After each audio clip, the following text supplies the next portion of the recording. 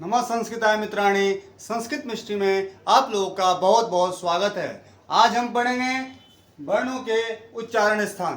ठीक है, तो सूत्र के माध्यम से पढ़ेंगे, सूत्र भी पढ़ेंगे, उच्चारित वर्ण भी पढ़ेंगे और उच्चारण स्थान भी पढ़ेंगे, जिससे आपको पता चले कि कौन सा वर्ण कहाँ से बोला जाता है। कर्ण से बोला जाता है, तालु से बोला जाता है, मूर्धा से बोला जाता है, ओष्ठ से बोला जाता है। ठीक है, तो पहला है हमारा अकुह विसर्जन्याम कंठा।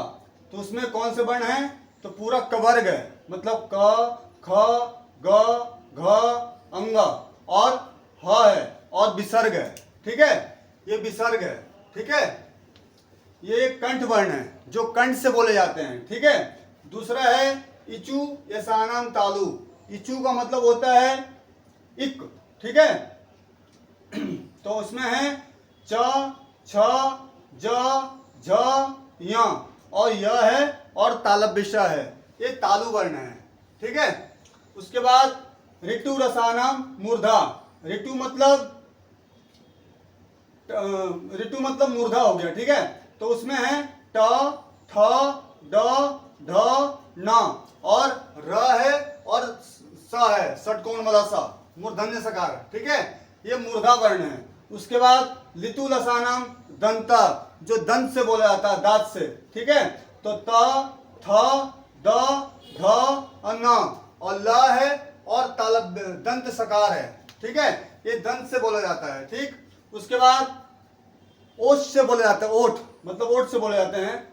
उपु पद्मानिया नाम ओष्ठौ। उसमें कौन कौन से वर्ण हैं? प फ ब भ म और इसको उपपद्मानिया नाम वर्ण बोलते हैं। ये दो है। ठीक है, ओष्ठ वर्ण है। उसके बाद य म ग ण नाम, ये नासिका से बोला जाता है, ये पंचम वर्ण है। हर वर्ण का जो स्पर्श वर्ण है उसके पंचम वर्ण है। ठीक है, तो ये 5 वर्ण है, य म ग ण न, ये नासिका से बोला जाता है। ठीक है, उसके बाद ए दैतो कंठ तालु, मतलब कंठ से और तालु से बोला जाता है। उसमें 2 वर्ण है, ए है और आई है, ये कंठ तालु वर्ण है।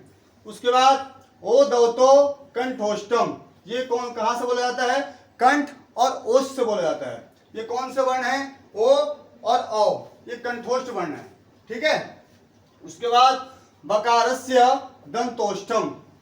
ठीक है, ये बकार है, दंस और ओष्ठ से बोला जाता है। ठीक है, तो आज हम वर्णों के उच्चारण स्थान पढ़े, उसके बाद हम पढ़ेंगे प्रत्याहार विधायक सूत्र। प्रत्याहार कितने होते हैं? प्रत्याहार विधायक सूत्र कौन सा है? ठीक है, नमो नमः।